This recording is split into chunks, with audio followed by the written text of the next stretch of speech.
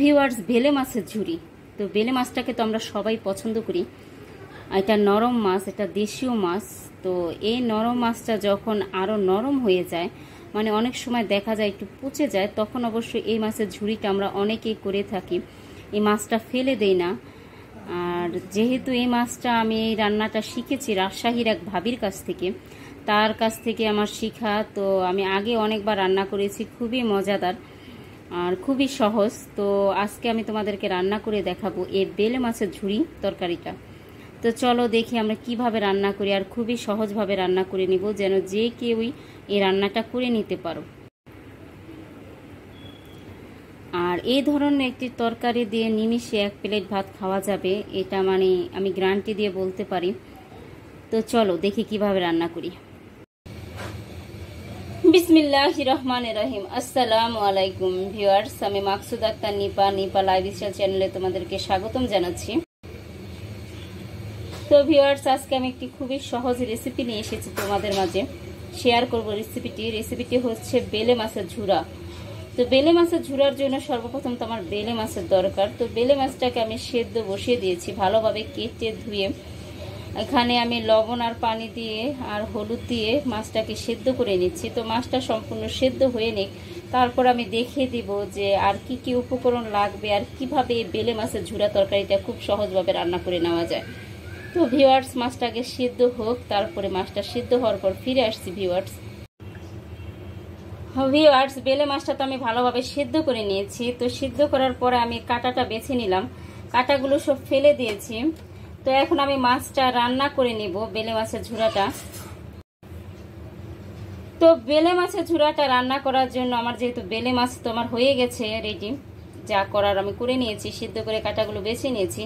তো আর আমার লাগবে এখানে পেঁয়াজের কুচি আর রসুনটা অবশ্য আমি কোয়া করে নিয়েছি, কোয়াটা রেখেছি, রসুনটা আমি কুচি করিনি। আর এখানে কিছু মশলা লাগবে, মশলার মধ্যে আদা রসুনের পেস্ট, হলুদের গুঁড়ো, মরিচের গুঁড়ো, জিরা ফাঁকি, পরিমাণ মতো লবণ। আর লবণটা আমি একটু বুঝে দিয়েছি, যেহেতু অল্প পরিমাণে দিয়েছি, যেহেতু লবণ আর হলুদ দিয়ে আমি মাছটাকে সেদ্ধ করে নিয়েছিলাম। আর এখানে হলুদের গুঁড়ো, মরিচের গুঁড়ো আমার একসাথে ভাঙিয়ে নেওয়া। তো এখন আমি রান্নাটা শুরু করি। তো রান্নাটা শুরু করার জন্য আমি এখন চুলাটা ধরিয়ে দিয়ে একটা কড়াই দিয়ে দিয়েছি পরিমাণ মতো সয়াবিন তেল। তো এখন আমি পেঁয়াজের কুচি আর রসুনের কোয়াগুলো আমি দিয়ে দিলাম, দিয়ে এখন আমি পেঁয়াজের সাথে হালকা করে ভেজে নেব।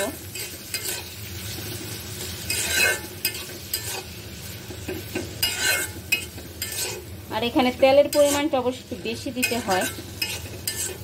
তো আমার যতটুকু মাছ ছিল সেই পরিমাণে অবশ্য আমি এই তেলের পরিমাণটা দিয়ে দিয়েছি একটু বেশি করে।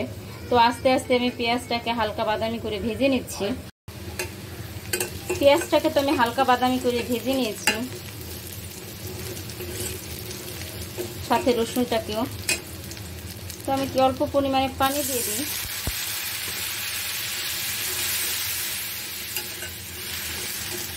তো এখানে আমি এখন সবগুলো মশলা অ্যাড করে দেবো, আদা রসুনের পেস্ট, হলুদের গুঁড়ো, মরিচের গুঁড়ো, জিরা ফাঁকি, পরিমাণ মতো লবণ।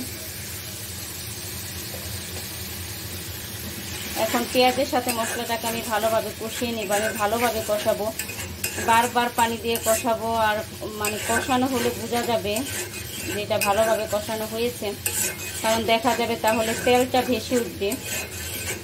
মশলার উপরে যদি তেল ভেসে ওঠে তাহলে বোঝা যায় যে কষানোটা ভালো হয়েছে।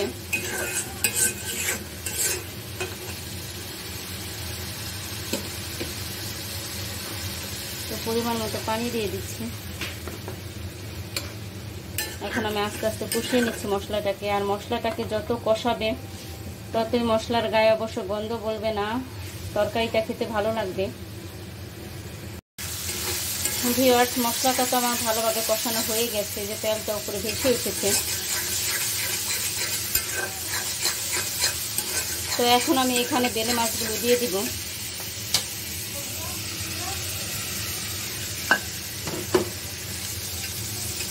এখন পেঁয়াজের সাথে আমি আস্তে আস্তে কষিয়ে নেব।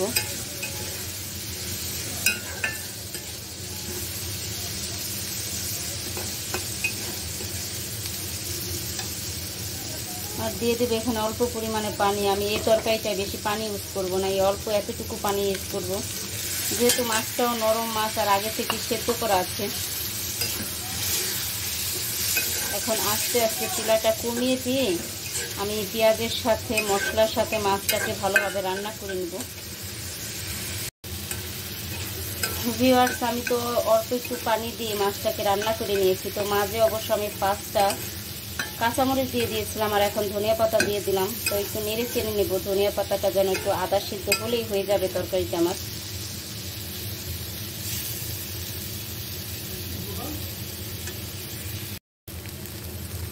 তো ভিউয়ার্স, বেলে মাছের ঝুরি তরকারিটা আমার রান্না হয়ে গেছে, আমি চুলাটা বন্ধ করে দিলাম।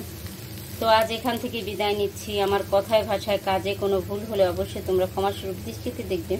আর আমার এই ছোট নিপা লাইফস্টাইল চ্যানেলকে সাবস্ক্রাইব করে পাশে থাকা বেল বাটনটি ক্লিক করে আমাকে সামনে এগিয়ে নিয়ে যেতে তোমরা আমার সাথে থাকবে। আসসালামু আলাইকুম, আল্লাহ হাফিজ।